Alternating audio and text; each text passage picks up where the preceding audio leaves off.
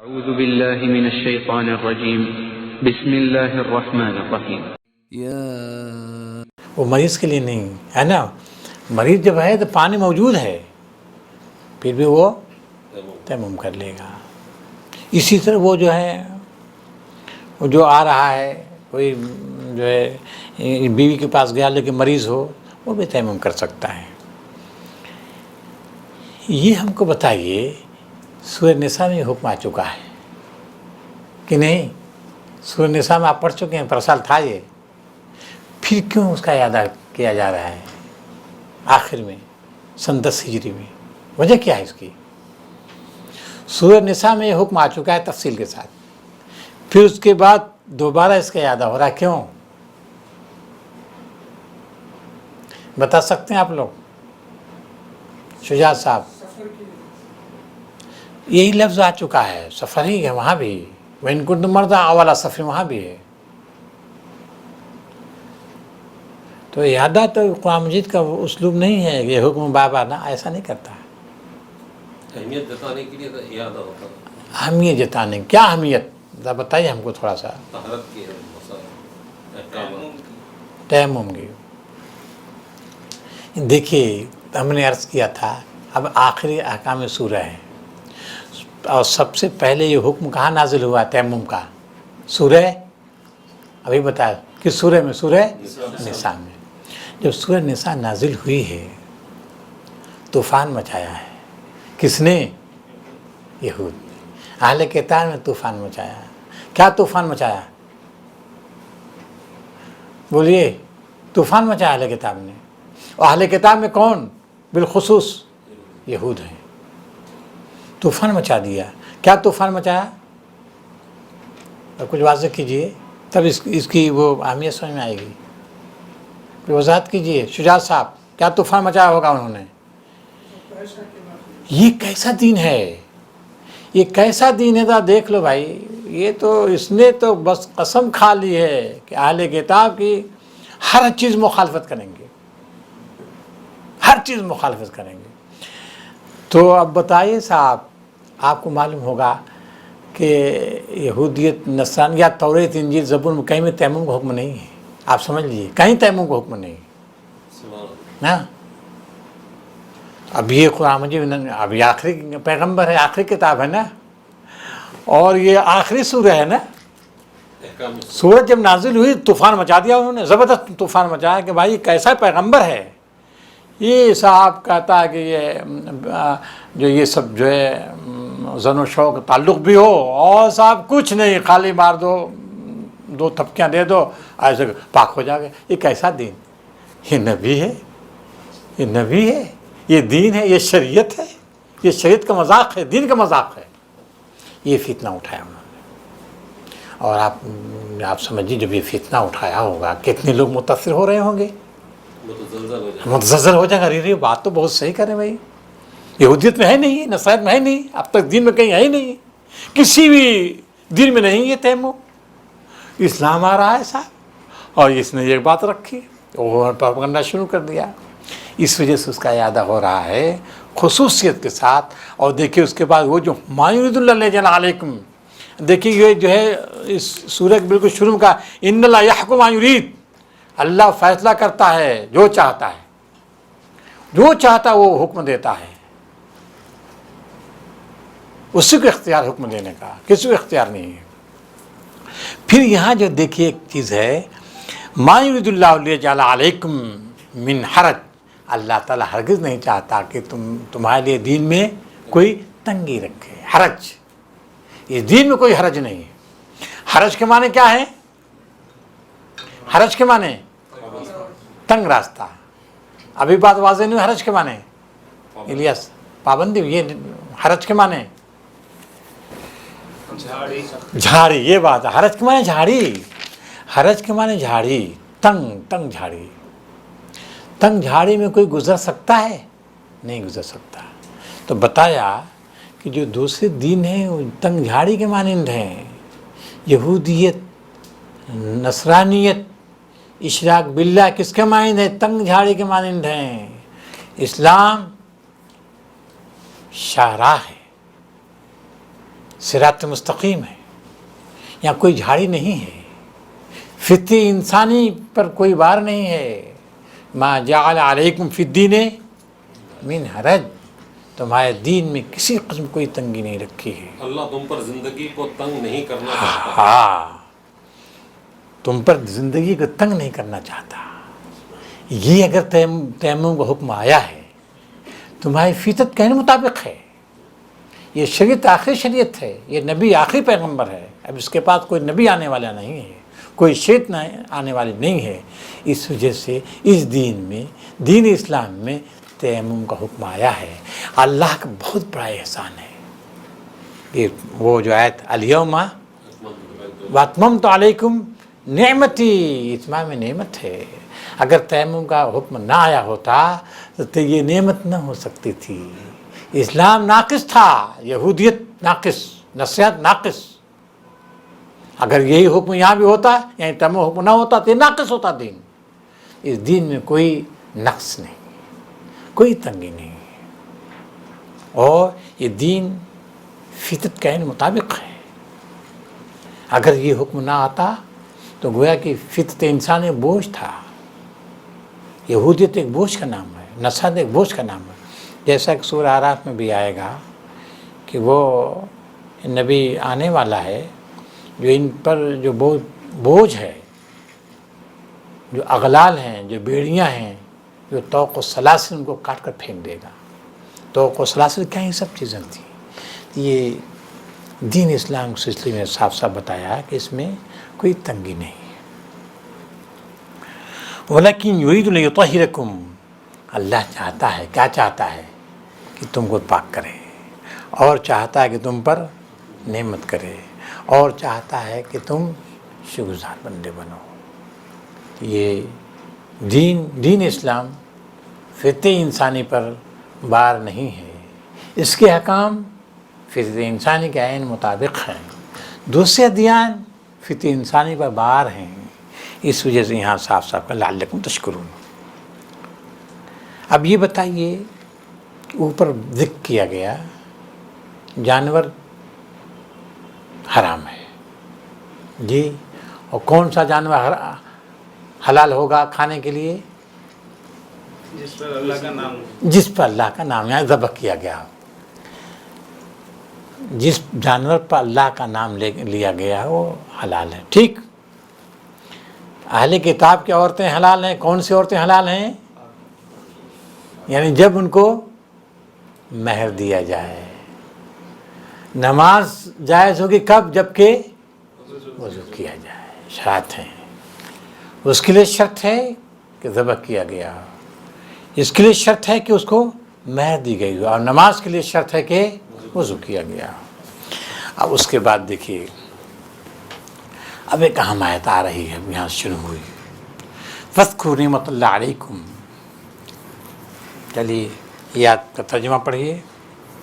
اللہ نے تم کو جو نعمت عطا کی ہے اس کا خیال رکھو، اور اس پختہ عہد و پیمان کو نہ بھولو جو اس نے تم سے لیا ہے، یعنی تمہارا یہ قول کہ ہم نے سنا اور اطاعت قبول کی. اللہ سے ڈرو، اللہ دلوں کے راز تک جانتا ہے. بس اب آپ سوچئے کہ 1 لاکھ سے زیادہ صحابہ ہیں، اور ان کو خیر وذکروا نعمت اللہ ہے. مسلمانوں، اس نعمت کو یاد کرو. یاد کرو یا یاد رکھو؟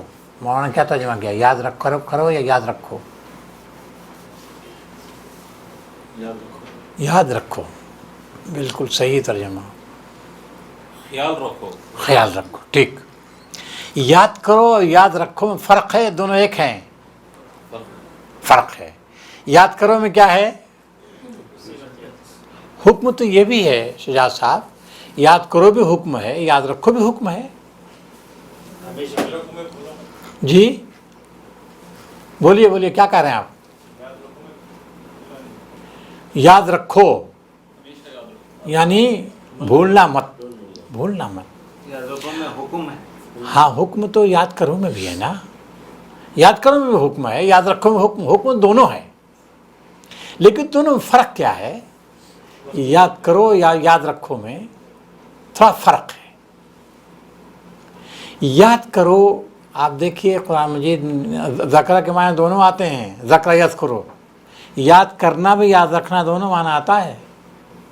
لیکن آپ سمجھ لیجئے جب قرآن مجید یہودیوں کو عیسائیوں خطاب کرتا ہے، یا یوں کہیں اہل کتاب جب خطاب کرے گا تو ان کو جب کہا یا بنی اسرائیل اذکروا نعمتی التی انعمت علیکم، اے اسرائیل کے فرزندو یاد کرو، یاد رکھو نہیں، یاد کرو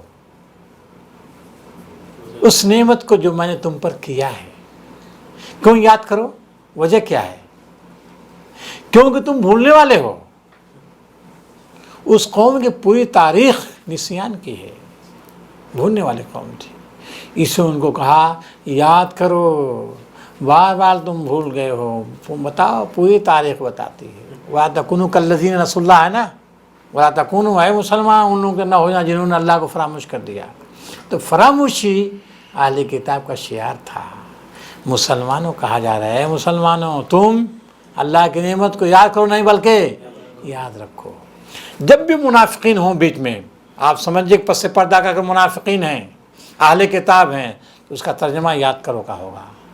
کیونکہ منافقین چونکہ ان سے وابستہ ہیں، یہود و نصارہ زیادہ ہیں، ان پہ اعتماد کرتے ہیں، تو وہ ساری بیماریاں ان کے اندر پیدا ہو گئی. اس وجہ سے ان کا کہا ہے ان کی روش کو مت اختیار کرو. یہاں وذکروا نعمت اللہ ہے مسلمانوں، اللہ کی اس نعمت کو یاد رکھو. یاد رکھنا، فراموش نہ کرنا تم جو ہم نے تم پر کی ہے، اور اس عہد کو یاد رکھنا جو اللہ نے تم سے کیا ہے. تب اذ قلتم سمعنا، اس عہد کو جو تم نے جب اس نے تم سے باندھا ہے. کب؟ جب تم نے کہا سنا اور ہم نے اطاعت کی. سنا اور اطاعت کی، یہ کب عہد ہم نے کیا ہے؟ کب عہد کیا ہے؟ سمع و اطاعت کا عہد. الست بربکم، وہ تو تمام ہی ہے نا، اس میں صرف مسلمان تھوڑے نہیں آئیں گے. حجۃ الوداع کے موقع پر ہاں بالکل اذ قلتم سمعنا واطعنا، جب تم نے کہا ہم نے سنا اور ہم نے اطاعت کی. یہ اشارہ ہے اس وقت جب ایک بندے مومن کلمہ پڑھتا ہے، کیا لا الہ الا اللہ محمد رسول اللہ. یہ کلمہ خود وہ سمع و طاعت کا کلمہ ہے. یہ کلمہ عہد و پیمان کلمہ ہے. یہ کلمہ میثاق ہے. لا الہ الا اللہ محمد یہ خود میثاق ہے، یہ عہد ہے. اس وجہ سے یہاں کہا جا رہا ہے کہ مسلمانوں بنی اسرائیل کے تاریخ مت دہرا دینا. تم بنی اسرائیل کے مقام پر تم کو فائز کیا جا رہا ہے، یعنی دنیا کے امام رہنما تم کو بنایا جا رہا ہے. تم وہ حرکتیں نہ کرنا جو بنی اسرائیل نے کیا ہے. یہ عظیم الشان نعمتیں تم کو دی جا رہی ہیں، ان کو ہمیشہ یاد رکھنا. اذ قلتم سمعنا واطعنا واتقوا اللہ ان اللہ علیم. اللہ سے ڈرتے رہنا. اللہ دلوں کے رازوں سے واقف ہے. اگر نافرمانی کا جذبہ ہوگا دل میں، محاسبہ کرے گا، شدید محاسبہ کرے گا. یہ تمہید ہے، یہ تمہید. آگے پھر کیا ہے؟ 5-7 منٹ اور رہ گیا، تھوڑا سا آگے والی جو بات اب آپ سن لیجئے کیا کہہ رہا ہے. یا ایھا الذین، اب اس کا ترجمہ پڑھیے. اے لوگوں جو ایمان لائے ہو، اللہ کے خاطر راستی پر قائم رہنے والے اور انصاف کی گواہی دینے والے بنو. کسی گروہ کی دشمنی تم کو اتنا مشتعل نہ کر دے کہ انصاف سے پھر جاؤ. عدل کرو، یہ خدا ترسی سے زیادہ مناسبت رکھتا ہے. اللہ سے ڈر کر کام کرتے رہو. جو کچھ تم کرتے ہو اللہ اس پر پوری طرح باخبر ہے. یہ ہے دیکھیے سمع و طاعت کے بعد یہ ایمان لائے ہو تم اللہ پر، اس کے رسولوں پر، اس کی کتابوں پر ایمان لائے ہو. سمع و طاعت کا تم نے اقرار کیا ہے، لہذا تمہاری ذمہ داری ہے اپنی ذمہ داری کو سمجھنا. کیا ذمہ داری ہے؟ کونوا قوامین للہ شہداء بالقسط. اس دنیا میں تم کو امام بنایا گیا ہے. اس دنیا میں تمہیں رہنما بنایا گیا ہے. کس چیز کا علمبردار بنایا گیا ہے؟ رہنما کس چیز کا بنایا گیا ہے؟ جی عدل انصاف، عدل قائم کرنے کی. وہ عدل جس پر یہ زمین قائم ہے، آسمان قائم ہے،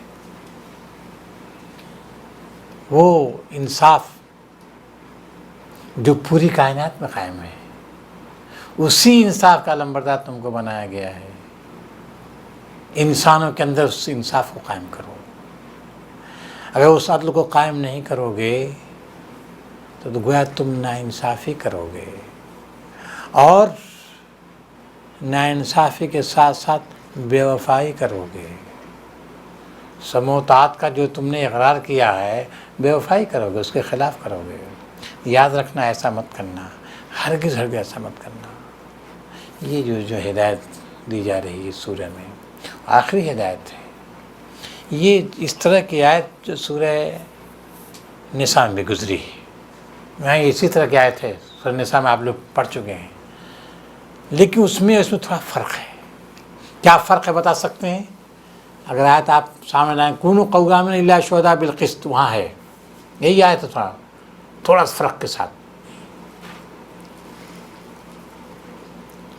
وہاں یعنی سورہ نساء میں جو بات کہی گئی ہے وہ معاشرہ، اسلامی معاشرہ کیسا ہونا چاہیے،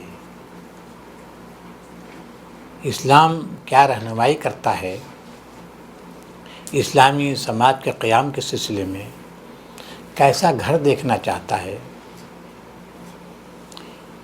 اسلام کیا ہدایت دیتا ہے فرد کو بھی، معاشرے کو بھی، شوہر کو بھی، بیوی کو بھی، بچوں کو کیا حکم دیتا ہے، اس کی پوری تفصیلات اس میں بیان کی گئی ہیں. اور اس میں کہا گیا ہے کہ اے مسلمانوں، تمہیں انصاف قائم کرنا ہے، اپنے لوگوں کے اندر اپنی بیوی کے ساتھ انصاف کرنا ہے، اپنے بچوں کے ساتھ انصاف کرنا ہے، اپنے بھائیوں کے ساتھ انصاف کرنا ہے، اپنے بہنوں کے ساتھ انصاف کرنا ہے، اپنے گاؤں کے لوگوں کے ساتھ انصاف، اپنے محلے کے لوگوں کے ساتھ انصاف کرنا ہے. وَلَوْ عَلَىٰ أَنفُسِكُمْ أَوِ الْوَالِدَيْنِ وَالْأَقْرَبِينَ، انصاف کرنا ہے. چاہے انصاف کی زد تمہارے اپنے اوپر پڑ رہی ہو، تمہارے باپ پر پڑ رہی ہو، تمہاری ماں پڑ رہی ہو، تمہارے بھائی پڑ رہی ہو، لیکن انصاف کا دامن تم نے چھوڑنا نہیں ہے. سورہ نساء میں جو حکم ہے، اندروں کا حکم ہے، اپنے اندر کا حکم ہے. ہمارے گھر میں کیسا ہونا چاہیے، وہ انصاف ہمیں اپنے گھر میں قائم کرنا ہے، اپنے لوگوں کے اندر قائم کرنا ہے. لیکن یہاں جس انصاف کی بات ہو رہی وہ گھر کی نہیں ہے، بلکہ بین الاقوامی ہے. ہجرت وداع کا موقع ہے. اب یہ دنیا میں اسلام پھیلنے جا رہا ہے اور تیزی کے ساتھ. تو اب مسلمانوں کو حکم دیا جا رہا ہے کہ مسلمانوں، تمہیں عدل و انصاف کا گواہ بننا ہے، اللہ کی رضا کی خاطر گواہی دینی ہے.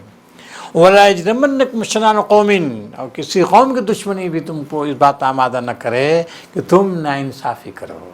یہ دیکھیے، ناانصاف، جب وہ قوم، جب کسی دشمنی اگر ہو، اس کے ساتھ انصاف کی بات کا حکم دیا جائے اس قرآن مجید میں، تو وہ قوم اپنے لوگوں کے ساتھ ناانصافی کرے گی؟ بولیے، نہیں، اپنے لوگوں کے ساتھ ناانصافی کرے گی. جب دشمنوں کے ساتھ انصاف کرنے کی بات ہو رہی ہے، غیروں کے ساتھ انصاف کرنے کی بات ہو رہی ہے، اپنوں کے ساتھ ناانصافی کرنے کی بات، اب بولیے. لیکن افسوس کی بات ہے اس وقت آپ دیکھیں گے وہ اسلام، یہ سورہ میں جو ان آیات میں جو ہدایت دی گئی ہے، اس کے خلاف ورزی کر رہا ہے مسلمان، پوری طور پر خلاف ورزی کر رہا ہے. دنیا کوئی گوشہ ایسا نہیں ہم کہہ سکتے کہ جہاں پہ مسلمان ایک مسلمان کے ساتھ انصاف کر رہا ہے، نہیں ایسا ہو رہا ہے. افراد بھی، ہماری مملکتیں بھی، ہم سب کچھ سب ناانصافی کر رہے ہیں. نتیجہ ہمارے سامنے ہے. ضرورت اس بات کی ہے کہ اس پہلو کو ہم ابھاریں مسلمانوں کے اندر، کہ ہمارا سینہ کشادہ ہونا چاہیے. دشمنوں کے ساتھ بھی ہم انصاف کی بات کریں. یہ قرآن مجید کی ہدایت ہے، اللہ کی رہنمائی ہے. میدان جنگ میں انصاف کیا مسلمان نے، تاریخ گواہ ہے، میدان جنگ میں انصاف کیا ہے، دشمنوں کے ساتھ انصاف کیا ہے. قرآن مجید سورہ ممتحنہ آپ نے پڑھی ہے، انشاءاللہ موقع ملا تو ہو سکتا ہے اس کا درس اس میں ہے. اے مسلمانوں، اللہ تمہیں نہیں روکتا. لا ينهاكم الله عن الذين لم يقاتلوا في الدين ولم يخرجكم من دياركم أن تبروهم وتقسطوا إليهم. اللہ تمہیں نہیں روکتا جنہوں نے تم سے جنگ نہیں کی، تم کو تمہارے گھروں سے نہیں نکالا.